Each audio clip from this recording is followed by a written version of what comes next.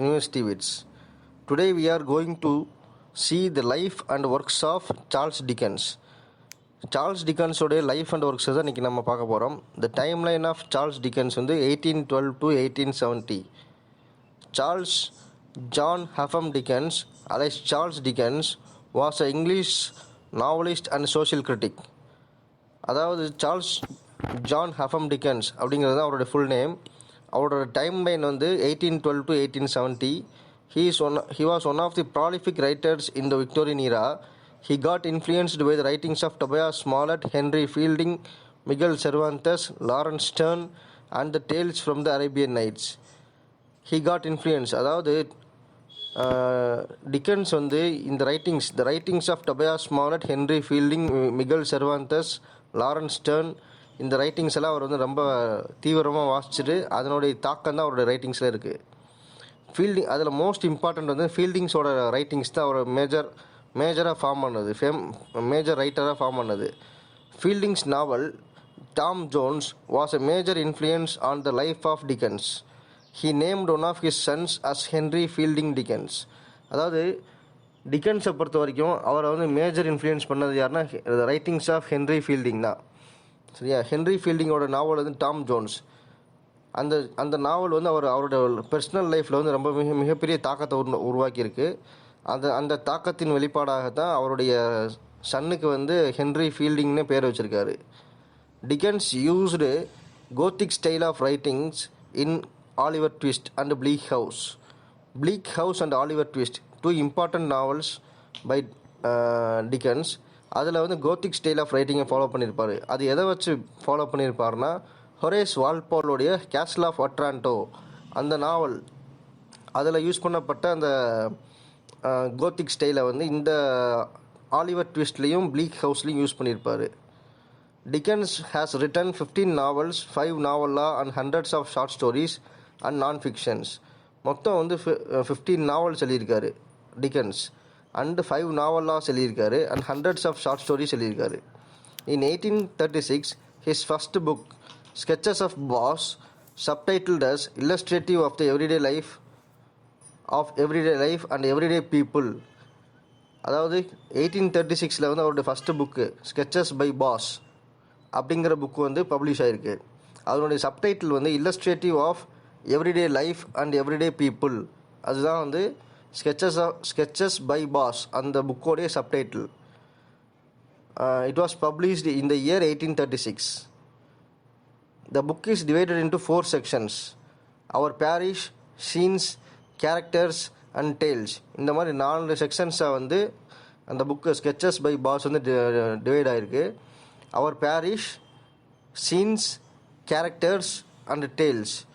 It consist of 56 non-fiction sketches of லண்டனுடைய 56 non-fiction sketches வந்து அந்த ஸ்கெச்சஸ் பை பாஸ் அந்த புக்கில் வந்து இடம்பெற்றிருக்கு. It was published in 20 parts from 1837 to 1839. 1837 ஆரம்பித்து 1839 வரைக்கும் அந்த புக்கு பப்ளிஷ் ஆகிருக்கு. After its publication he used Boss as his pen name. As we all know that Boss is the pen name of Charles Dickens. After the publication of the book Sketches by Boss அப்படிங்கிற book publish ஆனதுக்கப்புறம் தான் பாஸுங்கிற பேரவே அவர் வந்து pen நேமாக use பண்ண ஆரம்பிச்சிருக்காரு. His first major success வந்து Pickwick பேப்பர்ஸில் வந்திருக்கு. The Pickwick Papers his first major novel. அதனுடைய ஃபுல் டைட்டில் வந்து the Posthumous Papers of the Pickwick Club, containing a faithful record of the perambulations, perils, travels, adventures and sporting transactions of the corresponding members. சரிங்களா? The first novel of Dickens அது வந்து த Pickwick papers. அது வந்து 1836 publish ஆகிருக்கு. 1836 Pickwick Papers, first novel of Dickens. அதனுடைய full title வந்து the Posthumous Papers of the Pickwick Club, containing a faithful record of the perambulation, perils, travels, adventures and sporting transactions of the corresponding members.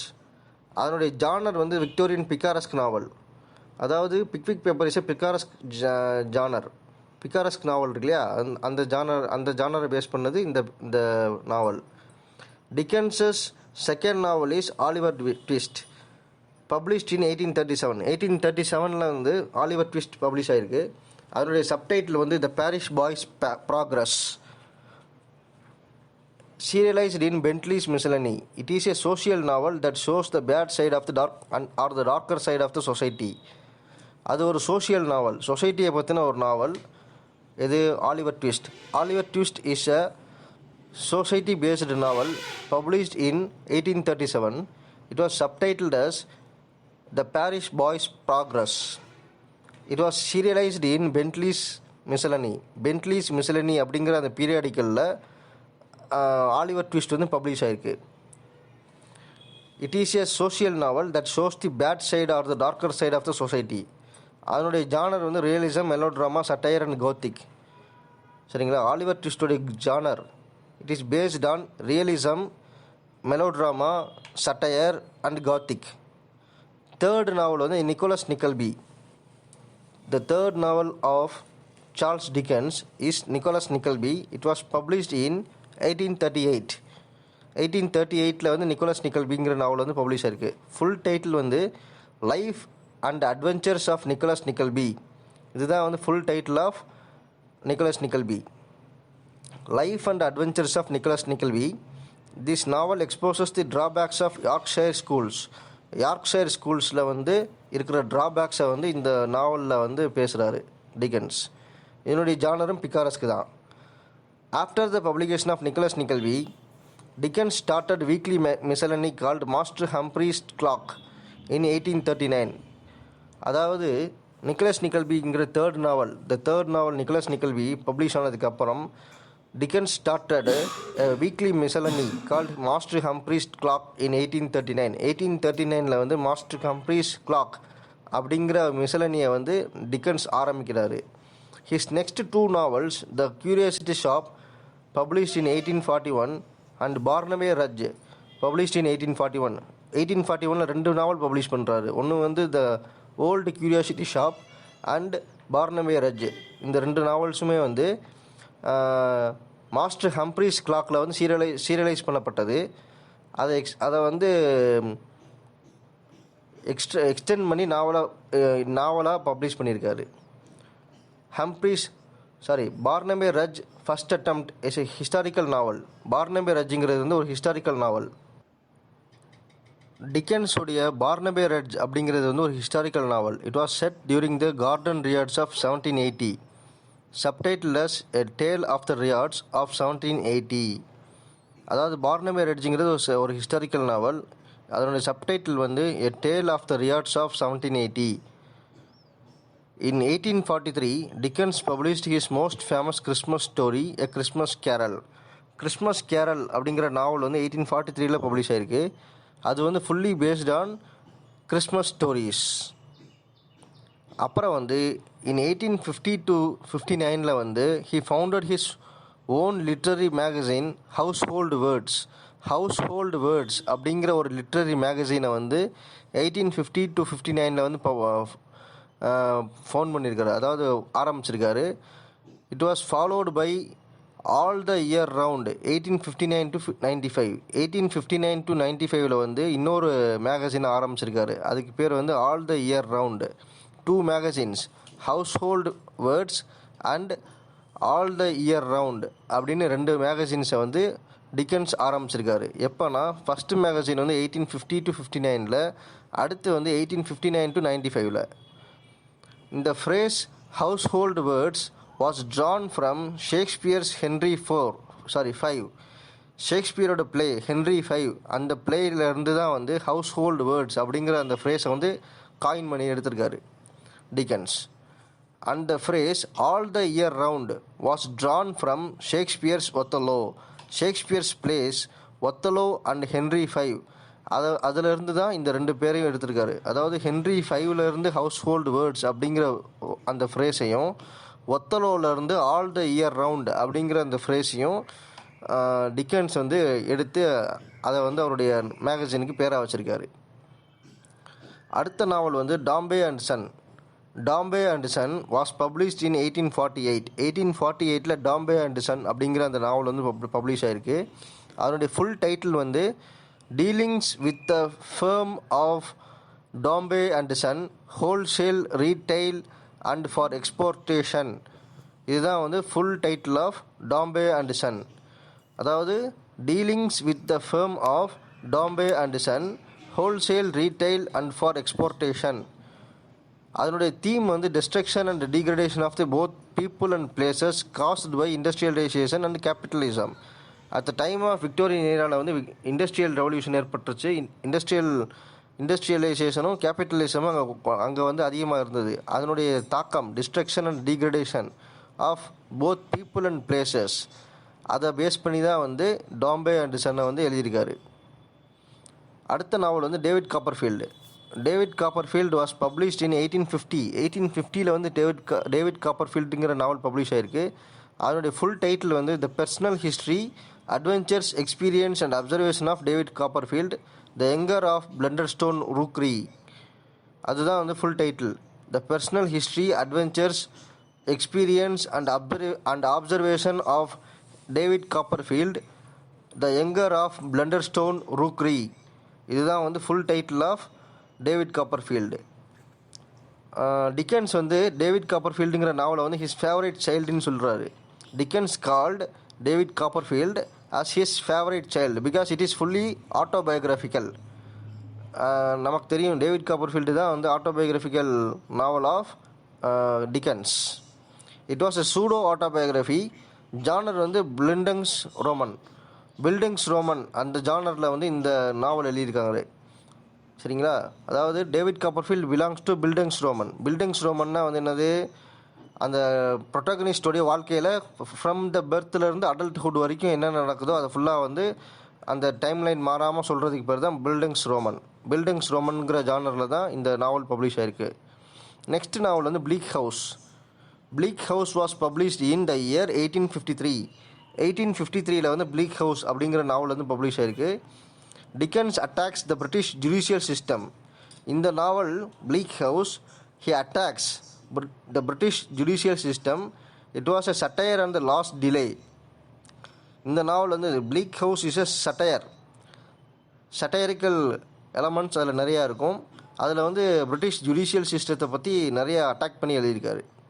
The character Harold Skimpole is a caricature of Leigh Hunt அப்படிங்கிற அந்த நபருடைய caricature தான் வந்து Herald ஸ்கிம்போல். Bleak ஹவுஸில் இருக்கிற ஒரு முக்கியமான character வந்து ஹெரால்டு ஸ்கிம்போல். அந்த கேரக்டர் வந்து யாரை பேஸ் பண்ணி வச்சுருக்காருன்னா லே ஹண்ட் அப்படிங்கிறவரை பேஸ் பண்ணி அதை உருவாக்கியிருக்காரு. நெக்ஸ்ட் நாவல் வந்து Hard Times published in 1854 was the shortest novel by டிக்கன்ஸோடைய ஷார்ட்டஸ்ட் நாவல் வந்து எதுனா Hard Times. It was published in the year 1854. It was the only novel not set in London. லண்டனை base பண்ணாத ஒரே நாவல் வந்து Hard times. மற்ற எல்லா நாவலுமே லண்டனோட base பண்ணி தான் இருக்கும். செட்டிங் வந்து இண்டஸ்ட்ரியல் கோக் டவுன். ஹார்ட் டைம்ஸில் வந்து அந்த நாவலுடைய செட்டிங் வந்து இண்டஸ்ட்ரியல் கோக் டவுன், அதுதான் வந்து அதனுடைய setting. This novel was dedicated to Thomas Carlyle. அவருக்கு வந்து இது வந்து Dickens's next novel, Little Dorrit, was published in 1855. This novel was a satire on government and society. அதாவது it was a satirical novel by Dickens, Little Dorrit. In this novel, he attacks the government and society. Peter Ackroyd's debut novel, The Great Fire of London, 1982, was based on Dickens's Little Dorrit. டிக்கன்ஸஸோட novel Little டோரிட்டை base பண்ணி தான் வந்து 1982 வந்து Peter அக்கியோட வந்து ஒரு நாவல் எழுதியிருக்காரு. அதுக்கு பேர் the Great Fire of London. அது வந்து இதை பேஸ் பண்ணது. A Dale of Two Cities by Dickens was published in 1859. One of the famous novels by Dickens வந்து a Dale of Two Cities. அது வந்து 1859 பப்ளிஷ் ஆகிருக்கு. இட் வாஸ் inspired by Thomas Carlyle's the French Revolution a History, published in 1837. 1837 Thomas கார்லைலோடைய the French Revolution a History அப்படிங்கிற book வந்து பப்ளிஷ் ஆகிருக்கு. அதை பேஸ் பண்ணி தான் வந்து டிக்கன்ஸ் வந்து எ டேல் ஆஃப் டூ சிட்டிஸுங்கிற நாவலை எழுதியிருக்காரு. 1859 அது பப்ளிஷ் ஆகிருக்கு. இந்த நாவலில் 2 சிட்டிஸ் வந்து எதை சொல்லுதுன்னா London and Paris. The cities here in the novel refers to London and Paris. அந்த லண்டன் அண்ட் பாரிஸை தான் வந்து 2 சிட்டிஸாக இங்கே சொல்லியிருக்காங்க. One of the famous opening lines லிட்ரேச்சரில், இங்கிலீஷ் லிட்ரேச்சரில் ஒரு முக்கியமான opening lines, famous opening lines வந்து இந்த நாவலில் இருக்குது. It was the best of times, it was the worst of times, it was the age of wisdom, it was the age of foolishness. Famous opening lines of A Tale of Two Cities. It was the best of times, it was the worst of times, it was the age of wisdom, it was the age of foolishness. Next novel வந்து Great Expectations. Great Expectations was published in 1861. 1861 வந்து Great Expectations publish ஆயிருக்கு. அதனுடைய it was full of first person narrations. Great எக்ஸ்பெக்டேஷன்ஸில் வந்து எல்லாமே வந்து first person நரேஷனில் தான் இருக்கும். ஜானர் வந்து பில்டிங்ஸ் ரோமன். கிரேட் எக்ஸ்பெக்டேஷன்ஸ் வந்து பில்டிங்ஸ் ரோமனை பேஸ் பண்ணது. டைட்டில் எதற்காக கிரேட் எக்ஸ்பெக்டேஷன்ஸ்னு அவர் பேர் வச்சார்னா, விக்டோரியன் இங்கிலாண்டில் வந்து எக்ஸ்பெக்டேஷன்னா வந்து லீகசி அண்டு ஆன்டிசிபேஷன். சரிங்களா? In Victorian England expectations meant legacy as well as anticipations. ஓகேவா? இதில் வந்து கிரேட் எக்ஸ்பெக்டேஷன்ஸில் ஒரு முக்கியமான கேரக்டர் வந்து பிப்புங்கிற அந்த கேரக்டர் வந்து கடைசியில் வந்து அவனுக்கு சேர வேண்டிய அந்த வெல்த்தை வந்து அவன் அக்செப்ட் பண்ணிக்கிடுவான், ஏற்றுக்குருவான். சரிங்களா? அது வந்து விக்டோரியன் இங்கிலாண்டில் வந்து பேஸ் பண்ணது. அதனால அதுக்கு பேர் வந்து கிரேட் எக்ஸ்பெக்டேஷன்ஸ்னு பேர் வச்சுருக்காங்க. நெக்ஸ்ட் நாவல் வந்து அவர் மியூச்சுவல் ஃப்ரெண்ட் வாஸ் அ பென்அல்டிமேட் நாவல். லாஸ்ட்டுக்கு முந்தின நாவல். சரிங்களா? பென்அல்டிமேட். Our Mutual Friend was published in 1865. அதனுடைய சென்ட்ரல் தீம் வந்து மணியை பேஸ் பண்ணி தான் அவர் மியூச்சுவல் ஃப்ரெண்ட் அப்படிங்கிற நாவல் வந்து எழுதியிருக்காரு. 1865 பப்ளிஷ் ஆகிருக்கு. Dickens's final novel is Mystery of Edwin Drood, published in 1870. 1870 வந்து final novel Mystery of Edwin Drood. It was an unfinished novel. சரிங்களா? It was an incomplete novel. Before its completion Dickens was died. சரிங்களா? He died in 1870. அது எழுதி முடிக்கிறதுக்கு முன்னாடி அவர் இறந்து போயிடுறாரு. So it was his final novel and the unfinished novel. He died in 1870. Thank you. Next வந்து நம்ம